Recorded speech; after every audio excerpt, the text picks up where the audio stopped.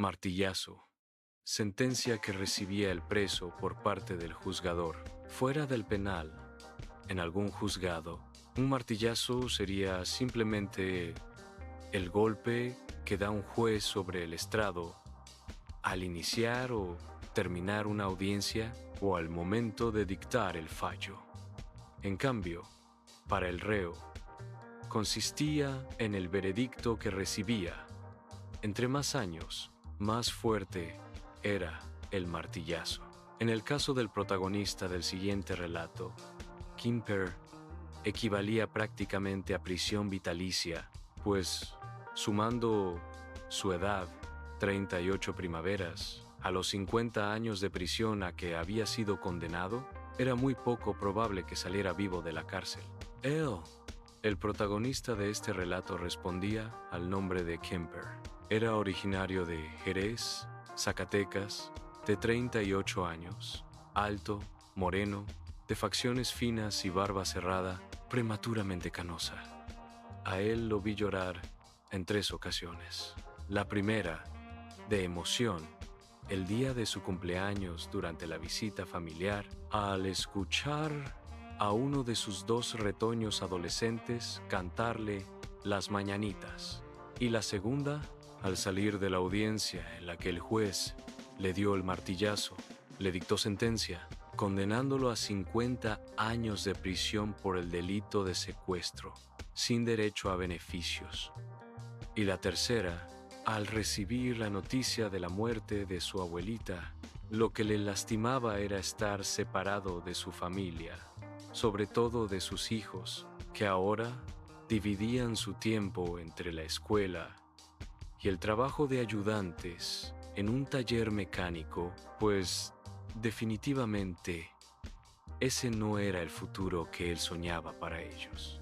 Llevaba 3 años preso y se la pasaba añorando continuamente su etapa de juventud, principalmente su fanática afición a jugar fútbol y a andar en motocicleta, actividades que le habían dejado la secuela de un hueso de la pierna, la tibia, fracturado, que los médicos le reconstruyeron utilizando una placa metálica. Desde adolescente era un contumaz, fumador de marihuana, droga que, como él decía, era buena para todo, hasta para mitigar los pesares.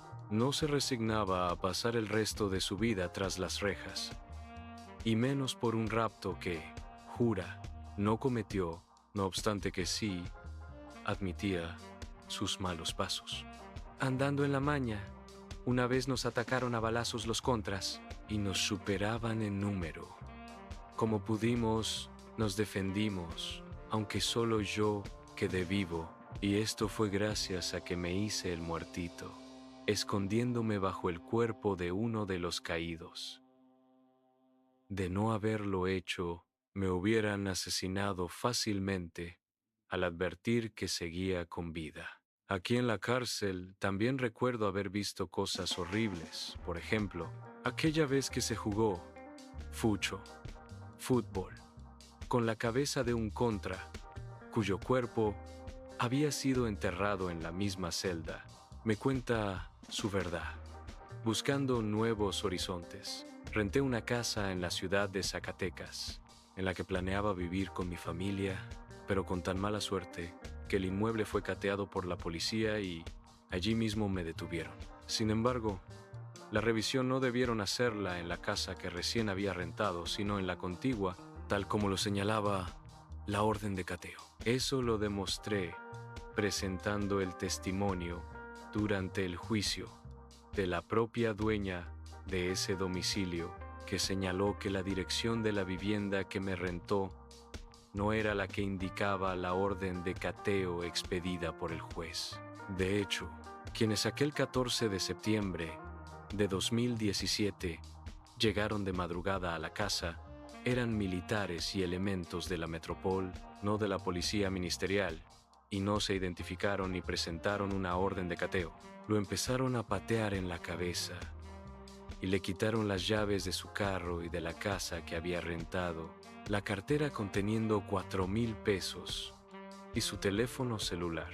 Al mismo tiempo, Le preguntaban por unos secuestradores y por las armas, amenazándolo con entregarlo a la Contra o matarlo. Todo el día y la noche siguieron los golpes. Luego le pusieron una bolsa de plástico que le cubría el rostro y la nuca para asfixiarlo. En esas condiciones lo anduvieron paseando en un vehículo por la ciudad. Al notar que ya no respiraba, escuché una voz que decía: háblale a los de la ministerial para entregarles a este vato, porque ya va a ser hora de irnos al desfile. Al llegar, los agentes ministeriales se cuestionaban entre ellos qué iba a pasar conmigo. La camioneta iba por un camino maltrecho. Comentaron que ya no tenían pila en el teléfono. Me bajaron y me hincaron en una fila de personas que estaban en la misma posición. Lo colocaron junto a una mujer ataviada con un mallín negro, con 2 niños que lloraban. Entre las 9 y las 10 de la mañana, me llevaron a la Procuraduría General de la República. Ahí se encontraban otras 9 personas. En una celda me encerraron junto a unos hombres que yo no conocía. En otra pusieron a las mujeres, y en ese lugar una mujer embarazada parió por los golpes recibidos durante la noche. De ahí me condujeron al penal de Cieneguillas. Al día siguiente, viernes 15 de septiembre, ya en la audiencia, la jueza preguntó por qué estaba tan golpeado al observar moretones en toda mi cara, cuerpo, ojos y orejas, y ordenó que se me hicieran algunos estudios. La jueza también pudo mirar los videos del Oxxo que se encuentra frente a la casa donde me apresaron. Debido a la tortura, estuve una semana en el Hospital General de la ciudad de Zacatecas. Luego, me regresaron a Cieneguillas. 8 meses después de su detención, la fiscalía lo acusó de otro secuestro, en cuya trama aparecía la misma casa. Su familia lo apoyó para interponer una queja ante la Comisión Nacional de Derechos Humanos, CNDH, aduciendo que la forma de su detención había sido ilegal, sin respetar formalidad alguna al respecto. Dicha instancia ordenó que a Kimper se le aplicara el Protocolo de Estambul, es decir, un manual para identificar si había sido objeto de actos de tortura física y mental por parte de sus captores, quienes eran servidores públicos. Mientras esperaba los resultados de esa evaluación, esperanzado en lograr su libertad, ocupaba su tiempo en trabajar lavando ropa, usando un artefacto diseñado y construido por él mismo, hecho con una botella de refresco de 2 litros y un palo. Mi chaca chaca, la llamaba él, o de plano, la hacía de bailarina, literalmente bailando dentro de un bote lleno de ropa, agua y jabón. De lo que obtenía por esa actividad, ahorraba pacientemente lo más que podía para comprarle tenis usados a sus hijos. Con su esposa llevaba una relación tormentosa. Por un lado, discutiendo por teléfono con ella sobre temas relacionados con la educación de los hijos, y por el otro, expresando su temor por las amenazas que ella recibía de parte de los enemigos de antaño de él y que la obligaron a huir de su casa por un tiempo. Tocante a su carrera delictiva, se arrepentía de sus andanzas como sicario en tiempos de los Zetas.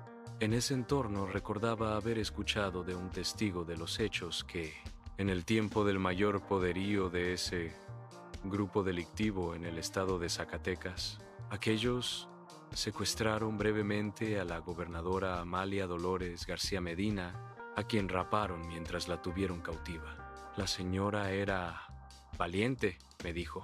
Aguantó sin quejarse el trato humillante que le dieron los cetones. Cuando fui sacado del anexo segundo, perdí contacto con Kimper.